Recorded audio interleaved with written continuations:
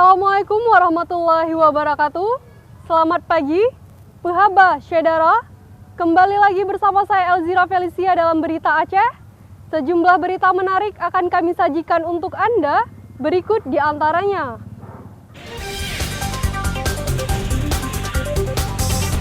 Posko pemenangan paslon Bupati Pidijaya di Kecamatan Lungputu diteror saat dini hari sehingga menimbulkan ketakutan warga.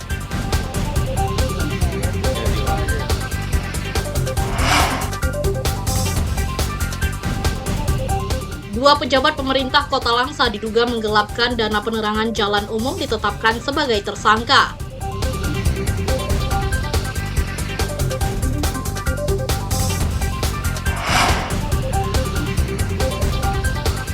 Pulau West Sabang tidak hanya terkenal keindahan bawah laut, tapi juga memiliki pesona panorama matahari tenggelam atau sunset.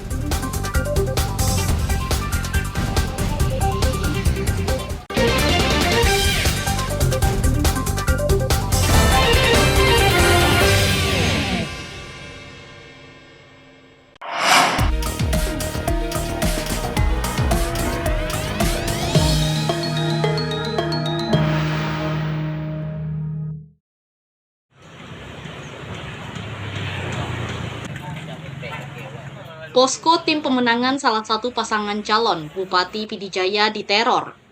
Posko tim pemenangan paslon nomor urut 01 di Gampong Gede Lungputu, Kecamatan Bandar Baru diduga ditembaki pada Minggu dini hari.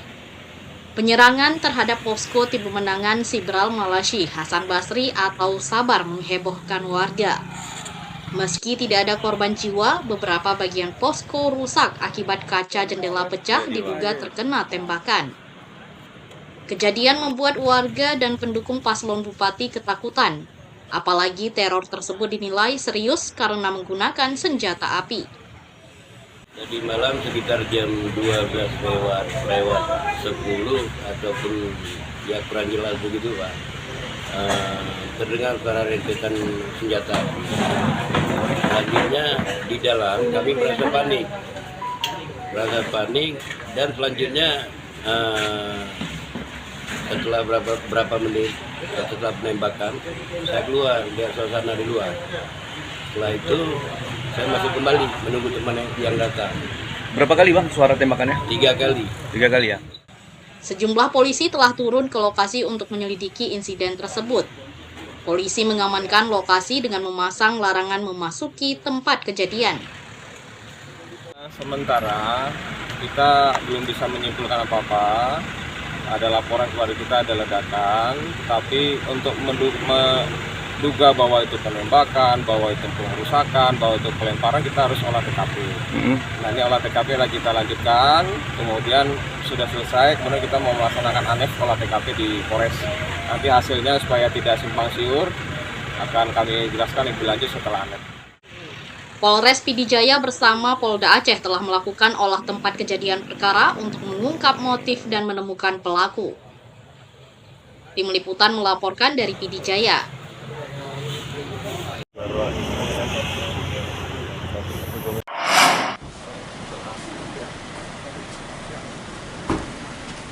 Seluruh logistik Pilkada 2024 telah diterima Komisi Independen Pemilihan KIP Kota Langsa.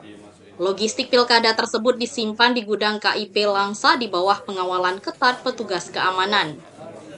Untuk memastikan logistik pilkada aman dan siap didistribusikan, Forkopimda Langsa meninjau gudang penyimpanan suara dan logistik pilkada lainnya.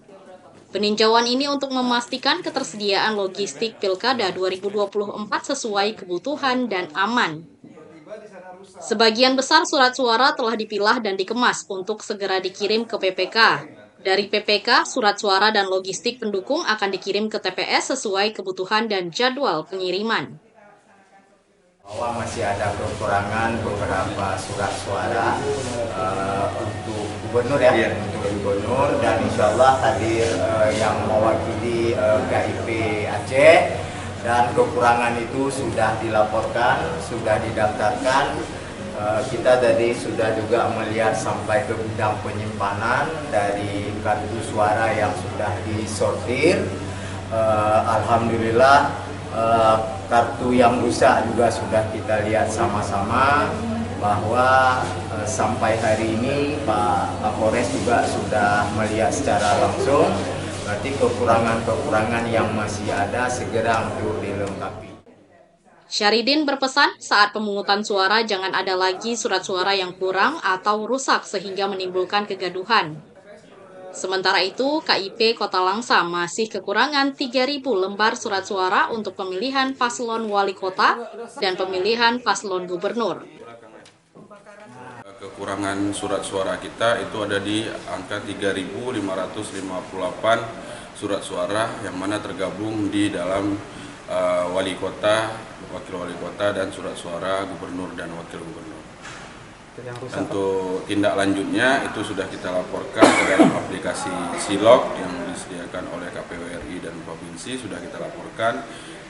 Nanti tindak lanjutnya mungkin dalam waktu dekat kita dikirim kembali kekurangan surat suara oleh penyedia surat suara di Klaten. Kekurangan surat suara telah dilaporkan ke KIP Aceh untuk segera dikirim agar tahapan pilkada tidak terganggu. Maimunzir melaporkan dari Langsa.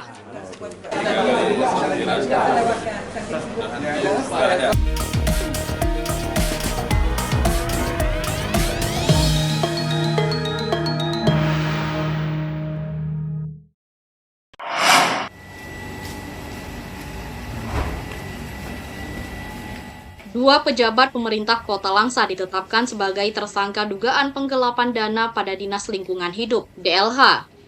Seorang tersangka adalah kepala bidang dan satu lainnya adalah mantan kepala Dinas Lingkungan Hidup Kota Langsa. Keduanya ditetapkan sebagai tersangka oleh penyidik unit Tipikor Satreskrim Polres Kota Langsa. Mustafa, Kabid Konservasi Sumber Daya Alam DLH, dan Ridwan, mantan Kepala Dinas Lingkungan Hidup Kota Langsa tahun 2021 hingga 2023 jadi tersangka dugaan tindak pidana korupsi pada instansi tempat mereka bertugas. Kedua pejabat ini diduga menggelapkan dana rutin tagihan listrik penerangan jalan umum atau PJU Kota Langsa senilai 16.995 juta rupiah. Dana tersebut diduga digelapkan selama kurun waktu 4 tahun atau dari tahun anggaran 2019 hingga 2022. Mereka kerjakan ini, mereka mengusulkan pembelian token listrik yang akan digunakan untuk penerangan jalan umum di seputaran Kota Madia Langsa. Kemudian diajukan oleh mereka, setelah diajukan oleh mereka, kemudian ditanda oleh pengguna anggaran, kemudian diusulkan, dicairkan, masuk rekening. Nah ternyata yang direncanakan misalnya satu tiang listrik itu misalnya 10.000, ini token listrik itu, tapi dia isi kan 7.000, 8.000 gitu. Jadi tidak sesuai dengan yang diajukan. Dari kasus tersebut, polisi telah menyita sejumlah dokumen asli pengelolaan dana APBK Kota Langsa tahun anggaran 2019 hingga tahun 2022. Dokumen berupa surat pencairan dana atau SP2D dan dokumen lain terkait penggunaan anggaran PJU. Penetapan sebagai tersangka setelah hasil audit BPKP Aceh yang membuka kerugian keuangan negara sebesar 1.711 juta rupiah. Dana periode Januari 2019 sampai September 2022 sebesar 1.631 juta rupiah. Dan periode Oktober sampai Desember 2022 sebesar 76.600.000 rupiah. Anggaran belanja listrik PJU yang tidak sesuai dengan jumlah token listrik yang seharusnya terpasang pada meteran PJU di seluruh Kota Langsa. Akibat perbuatannya, kedua tersangka dijerat Pasal 2, Pasal 3, Pasal 8, dan Pasal 18 tindak pidana korupsi dalam Undang-Undang Nomor 31 Tahun 1999 tentang pemberantasan tindak pidana korupsi. Sebagaimana telah diubah oleh Undang-Undang Nomor 20 Tahun 2021 dengan ancaman hukuman maksimal penjara 15 tahun. Maimunzir melaporkan dari Langsa.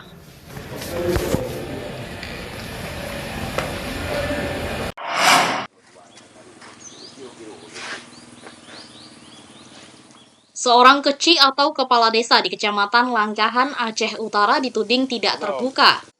Keci Lebuk Pusaka dinilai tidak transparan mengelola dana desa dan tidak melibatkan aparat lainnya. Kecik dinilai tidak transparan mengelola dana desa, salah pembangunan infrastruktur balai desa dan sarana lainnya. Namun tudingan tersebut dibantah Kecik Lebok Pusaka Sulaiman. Ia menanggapi tudingan yang dilayangkan seseorang mengaku sebagai tokoh masyarakat tidak berdasar. Muspika Kecamatan Langkahan termasuk Polsek telah melakukan evaluasi menyeluruh berdasarkan berita acara sesuai dengan anggaran pendapatan dan belanja gampung APBG. Itu kan sebetulnya kemarin itu ada tuduhan dari warga kita atas nama Julkifli Jalimin. Diduga kita ada korupsi mengenai dana desa kan itu.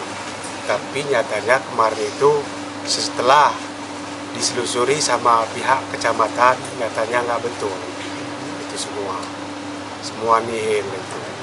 Dan juga kita dari aparatur desa maupun saya meresahkan tingkah laku beliau itu.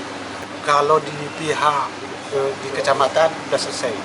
Bahkan dari pihak Polres pun sudah selesai masalah ini. Semua anggaran yang dikelola oleh pemerintah desa Lebok Pusaka diklaim telah sesuai aturan termasuk melibatkan warga dalam musyawarah perencanaan. Ia juga mengajak masyarakat untuk tetap menjaga kebersamaan dan kepercayaan pada pemerintah desa dalam membangun Lebok Pusaka secara bersama-sama. Tim Liputan melaporkan dari Aceh Utara.